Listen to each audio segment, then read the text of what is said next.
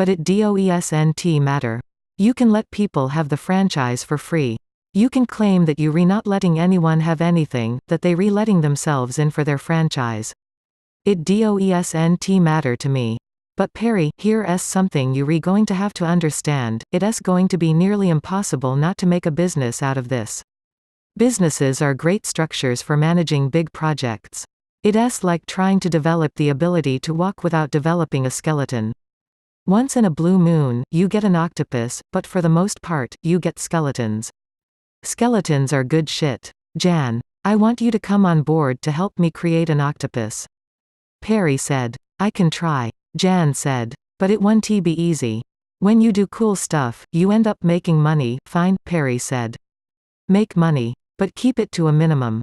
Okay. The next time Perry turned up at Logan, it was colder than the inside of an icebox and shitting down gray snow with the consistency of frozen custard. Great weather for an opening, he said, once he climbed through the roof of Jan's car and gotten snow all over the leather upholstery. Sorry about the car, Don T sweat it, the kids are murder on leather. I should trade this thing in on something that's less of a death trap anyway. Jan was balder than he'd been in September, and skinnier. He had a 3-day beard that further hollowed out his normally round cheeks. The Lada sports car fishtailed a little as they navigated the tunnels back toward Cambridge, the road slick and icy. We scored an excellent location. Jan said. I told you that, but check this out. They were right in the middle of a built-up area of Boston, something that felt like a banking district, with impressive towers. It took Perry a minute to figure out what Jan was pointing at. That's the site. There was a mall on the corner, with a boarded-up derelict Hyatt overtopping it, rising high into the sky. But it's right in the middle of town, Boston's not Florida. Jan said. Lots of people here don't have cars. There were some dead malls out in Worcester and the like, but I got this place for nothing. The owners haven't paid taxes in the 10 years since the hotel folded, and the only shops that were left open were a couple of Azerbaijani import-export guys, selling junky stuff from India. We gutted the whole second floor and turned the ground floor food court into a flea market. There's an old tunnel connecting this to the T and I managed to get it reopened, so I expect we'll get some walk-in. Perry marveled. Jan had a suit's knack for pulling off the ambitious. Perry had never tried to even rent an apartment in a big city, figuring that any place where land was at a premium was a place where people willing to spend more than him could be found. Give him a ghost mall that was off the GPS grid anytime. Have you managed to fill the flea market? It had taken Perry a long time to fill his, and still he had a couple of dogs, a tarot reader and a bong stall, a guy selling high-pressure spray paint cans and a discount porn stall that sold naked shovelware by the petabyte. Yeah. I got protégés up and down New England. A lot of them settled here after the crash. One place is as good as another, and the housing was wicked cheap once the economy disappeared. They upped stakes and came to Boston as soon as I put the word out. I think everyone's waiting for the next big thing, you think, Perry. New work is the most important thing that ever happened to some of those people. It was the high point of their lives. It was the only time they ever felt useful. Perry shook his head. Don't you think that's sad? Jan negotiated a tricky tunnel interchange and got the car pointed to Cambridge. No, Perry. I don't think it's sad. Jesus Christ, you can believe that. Why do you think I am helping you? You and me and all the rest of them, we did something important. The world changed. It's continuing to change. Have you stopped to think that 1 in 5 American workers picked up and moved somewhere else to do new work projects? That's one of the largest American resettlements since the Dust Bowl. The average New Work collective shipped more inventions per year than Edison Labs at its peak. In 100 years, when they remember the centuries that were America's, they'll count this one among them, because of what we made. So no, Perry. I don't think it's sad, I am sorry. Sorry. Okay. I didn't mean it that way. But it's tragic, isn't it, that the dream ended. That they all living out there in the boonies, thinking of their glory days, yes, that is sad. But that's why I agreed to do the ride, not to freeze the old projects in amber, but to create a new project that we can all participate in again. These people uprooted their lives to follow us, it's the least we can do to give them something back for that. Perry stood on that the rest of the way to Jan's, staring at the sleet. Hand resting against the icy window glass. Sammy checked into a Comfort Inn tucked into the 37th story of the Bank of America building in downtown Boston. The lobby was empty, the security guard's desk unmanned. B of A was in receivership, and not doing so hot at that, as the fact that they had let out their executive floors to a discount business hotel testified. The room was fine, though small and windowless, but fine. Power, shower, toilet and bed, all he demanded in a hotel room. He ate the packet of nuts he'd bought at the airport before jumping on the T and then checked his email. He had more of it than he could possibly answer. He didn't think he'd ever had an empty inbox. But he picked off anything that looked important, including a note from his ex, who was now living in the Keys on a squatter beach and wanted to know if he could loan her $100. No sense of how she'd pay him back without work. But Michelle was resourceful and probably good for it. He PayPal'd it to her, feeling like a sucker for hoping that she might repay it in person. He'd been single since she'd left him the year before and he was lonely and hard up. He'd landed at 2 and by the time he was done with all the bullshit, it was after dinner time and he was hungry as hell. Boston was full of taco wagons and kebab stands that he'd passed on the walk-in, and he hustled out onto the street to see if any were still open. He got a huge garlicky kebab and ate it in the lee of a frozen ATM shelter, wolfing it without tasting it. He went and scouted the location of the new ride. He'd gotten wind of it online. None of his idiot colleagues could be bothered to read the public email lists of the competitors they were supposedly in charge of Oppo researching. Shaking loose the budget to get a discount flight to Boston had been a major coup, requiring horse trading, blackmail, and passive-aggressive gaming of the system. With the ridiculously low per diem and hotel allowance, he'd still go home a couple $100 out of pocket. Why did he even do his job? He should just play by the rules and get nothing done.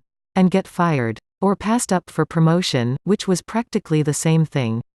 The new ride was in an impressive urban mall. He'd spent his college years in Philly and had passed many a happy day in malls like this one, cruising for girls or camping out on a bench with his books and a smoothie. Unlike the crappy roadside malls of Florida, there had been nothing but the best stores in them, the property values too high to make anything but high-margin, high-turnover, high-ticket shops viable. So it was especially sad to see this mall turned over to the junkie stalls and junkier ride like a fat, washed-up supermodel sentenced to a talk show appearance for her shoplifting arrests. He approached the doors with trepidation. He was resolved not to buy anything from the market, no busts or contact lenses, and had stuck his wallet in his front pocket on the way over. The mall was like a sauna. He shucked his jacket and sweater and hung them over one arm. The whole ground floor had been given over to flimsy market stalls. He skulked among them, trying to simultaneously take note of their contents and avoid their owner's notice. He came to realize that he needn't skulk. It seemed like half of Boston had turned out not just young people. Either. There were plenty of tweedy academics, big working-class Southie boys with thick accents, recent immigrants with Scandi chic clothes. They chattered and laughed and mixed freely and ate hot food out of huge cauldrons or off of clever electric grills. The smells made his stomach growl, even though he'd just polished off a kebab the size of his head. The buzz of the crowd reminded him of something. What was it? A premiere, that was it.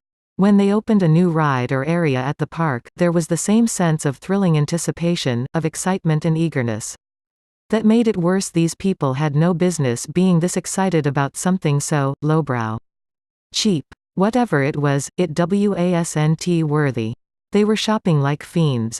A mother with a baby on her hip pushed past him, her stroller piled high with shopping bags screened with giant, pixelated Belgian pastries. She was laughing and the baby on her hip was laughing too. He headed for the escalator, whose treads had been anodized in bright colors, something he'd never seen before. He let it carry him upstairs, but looked down, and so he was nearly at the top before he realized that the guy from the Florida ride was standing there, handing out flyers and staring at Sammy like he knew him from somewhere. It was too late to avoid him. Sammy put on his best cast member smile.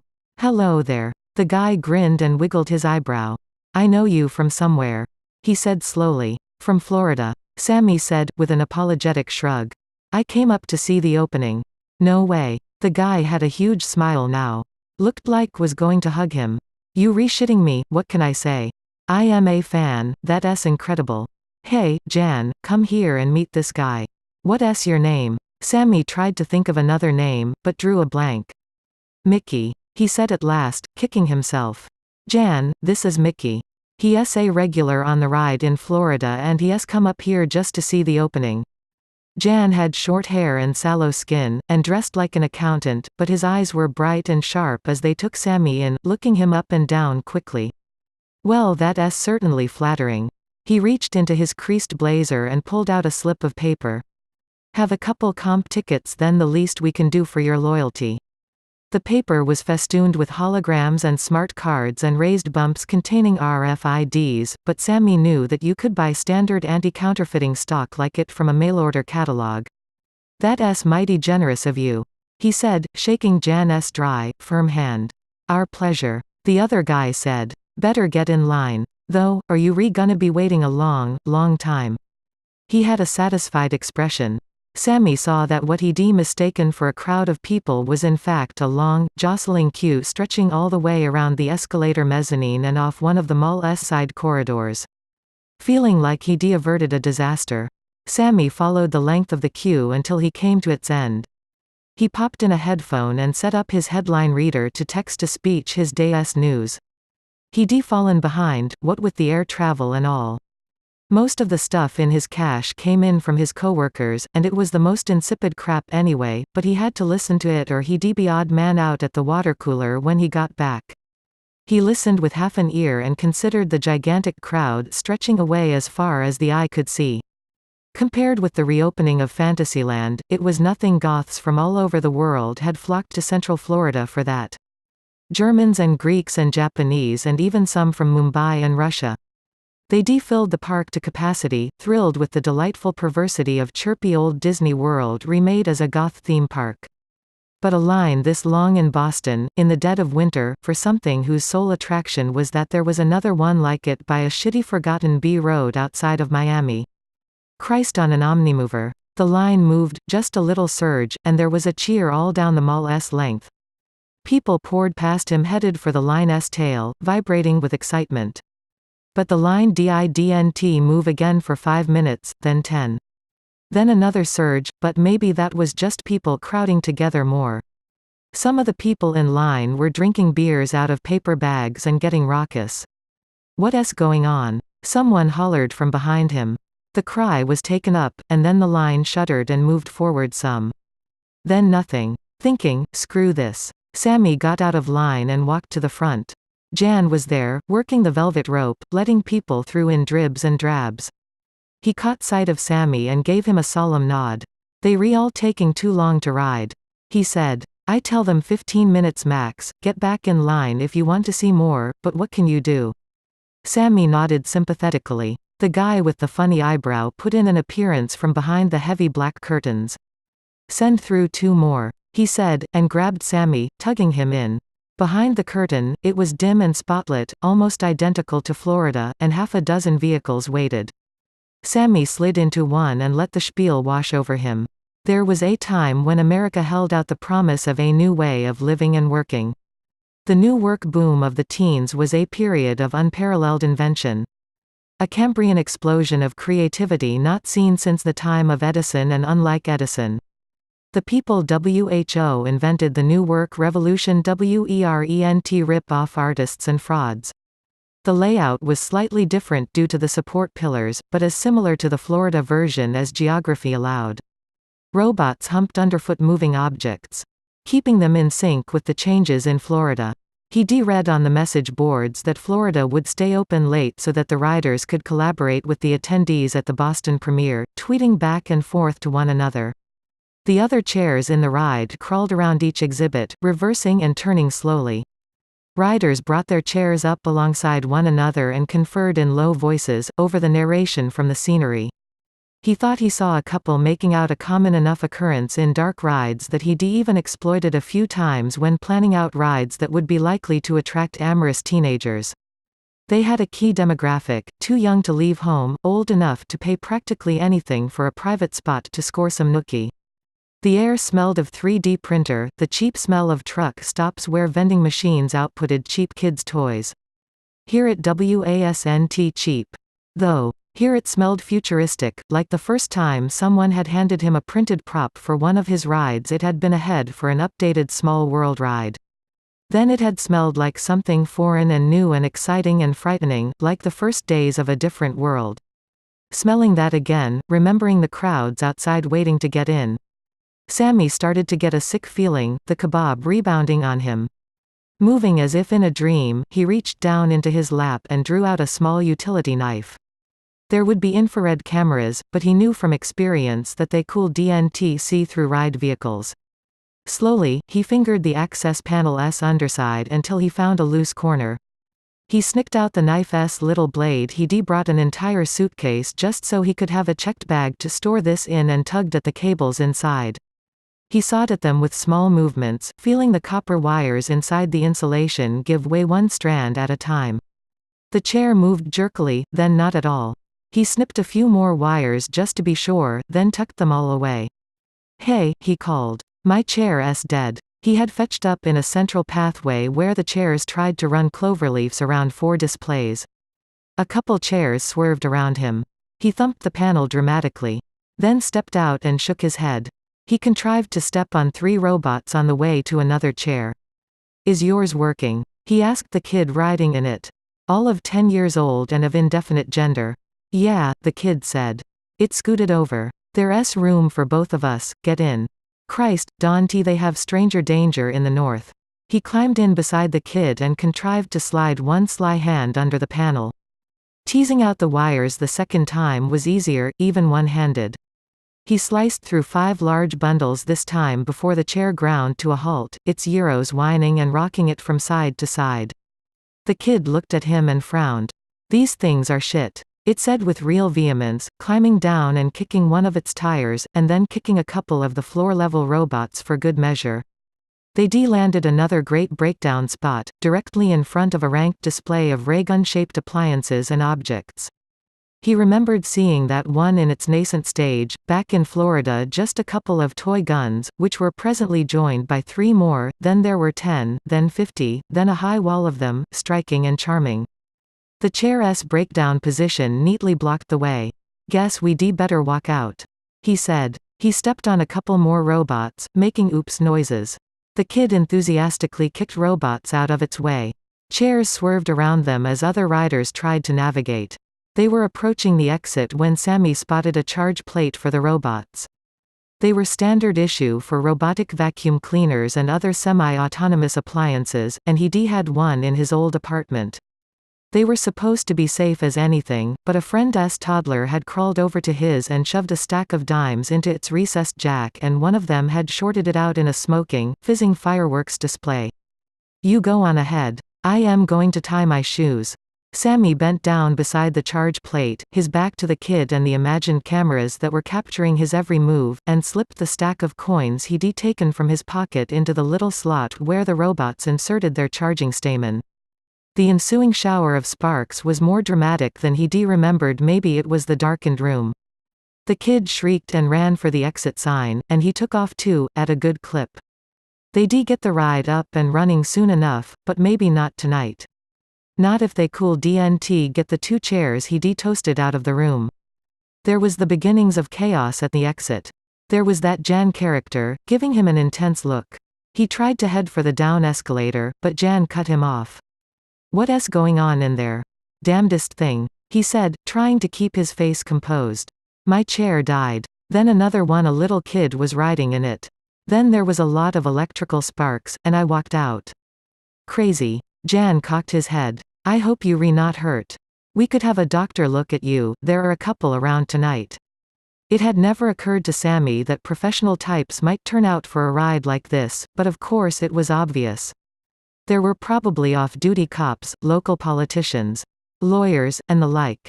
"I am fine," he said. "Don't worry about me. Maybe you should send someone in for the people still in there. Though, that's being taken care of." I am just sorry you came all the way from Florida for this kind of disappointment. That's just brutal. Jan's measuring stare was even more intense. It's okay. I had meetings here this week. This was just a cool bonus. Who do you work for? Mickey. Shit, insurance company. He said. That DB Norwich Union, then. Right. They've got a headquarters here. Sammy knew how this went. Norwich Union didn't have headquarters here. Or they did. He'd have to outguess Jan with his answer. Are you going to stay open tonight? Jan nodded, though it wasn't clear whether he was nodding because he was answering in the affirmative or because his suspicions had been confirmed. Well then. I should be going. Jan put out a hand. Oh, please stay. I am sure we'll be running soon. You should get a whole ride through. No, really. I have to go. He shook off the hand and pelted down the escalator and out into the freezing night. His blood sang in his ears. They probably wouldn't get the ride running that night at all. They probably would send that whole carnival crowd home. Disappointed. He'd won some kind of little victory over something. He'd felt more confident of his victory when he was concerned with the guy with the funny eyebrow with Perry. He'd seemed little more than a bum, a vag. But this Jan reminded him of the climbers he'd met through his career at Walt Disney World, keenly observant and fast formulators of strategies. Someone who could add 2 and 2 before you'd know that there was such a thing as 4.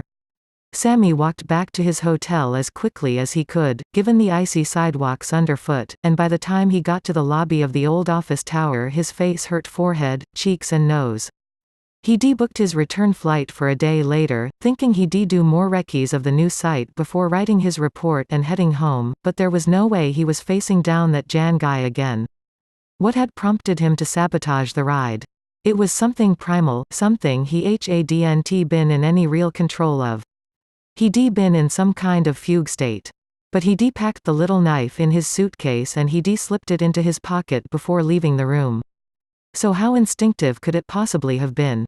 He had a vision of the carnival atmosphere in the market stalls outside and knew that even after the ride had broken down, the crowd had lingered, laughing and browsing and enjoying a night's respite from the world and the cold city. The Who's Down in Whoville had gone on singing even after he'd grinched their ride. That was it. The ride didn't just make use of user-created content, it was user-created content. He could never convince his bosses in Orlando to let him build anything remotely like this, and given enough time, it would surely overtake them. That Jan someone like him wouldn't be involved if there wasn't some serious money opportunity on the line. He'd seen the future that night and he had no place in it. It only took a week on the Boston ride before they had their 3rd and 4th nodes. The 3rd was outside of San Francisco, in a gigantic ghost mall that was already being used as a flea market. They had 2 former anchor stores, one of which was being squatted by artists who needed studio space. The other one made a perfect location for a new ride, and the geeks who planned on building it had cut their teeth building elaborate Burning Man confectionaries together, so Perry gave them his blessing. The 4th was to open in Raleigh, in the Research Triangle, where the strip malls ran one into the next. The soft-spoken, bitingly ironic Southerners who proposed it were the daughters of old IBM blue-tie stalwarts who'd been running a women's tech collective since they realized they couldn't afford college and dropped out together.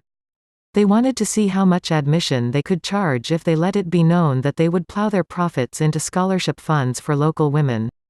Perry didn't believe that these people wanted to open their own rides, nor that they thought they needed his permission to do so.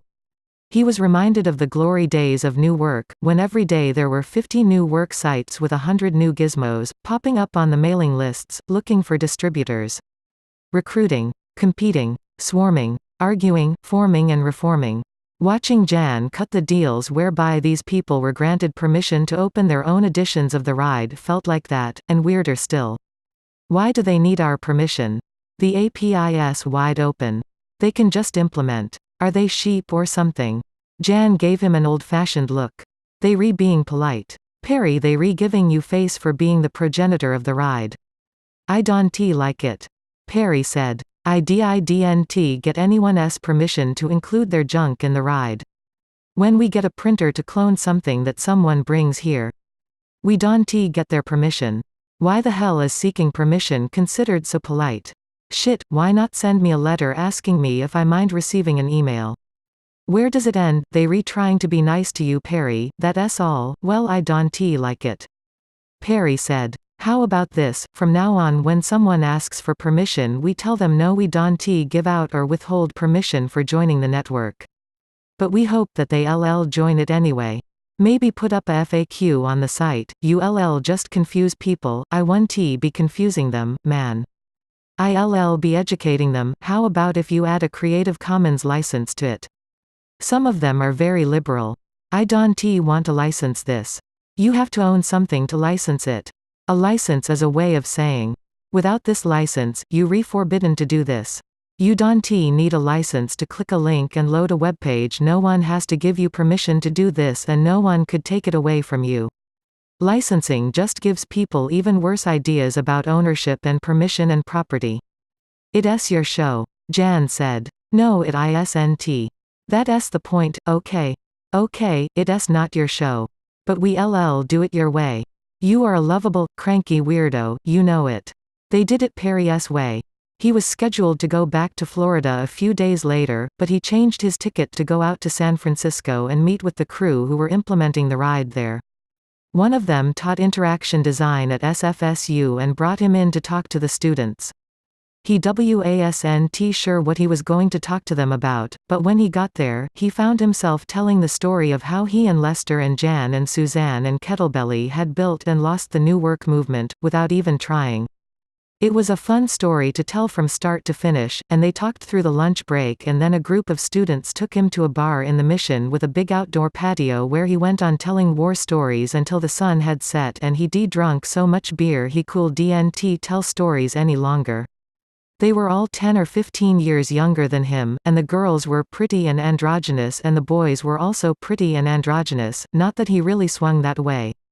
Still, it was fine being surrounded by the catcalling, joking, bullshitting crowd of young, pretty, flirty people. They hugged him a lot, and two of the prettier girls, who, he later realized, were a lot more interested in each other than him, took him back to a capsule hotel built across 3 parking spots and poured him into bed and tucked him in.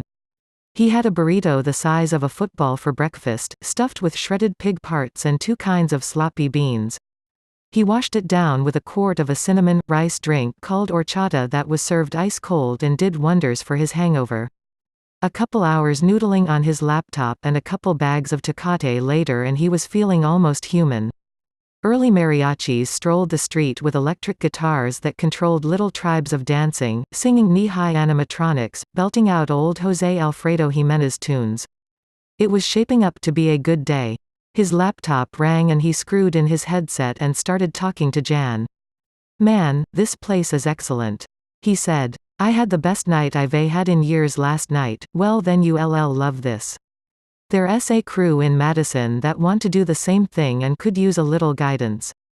They spoke to me this morning and said they'd be happy to spring for the airfare. Can you make a 6 o'clock flight at SFO? They gave him cheese in Madison and introduced him to the biohackers who were the spiritual progeny of the quirky moment when Madison was one of 6 places where stem cells could be legally researched. The biohackers gave him the willies. One had gills. One glowed in the dark. One was orange and claimed to photosynthesize. He got his hosts to bring him to the Ratskeller where they sat down to comedy-sized beers and huge, suspicious steaming wursts. Where's your site? We were thinking of building one. There's a lot of farmland around here.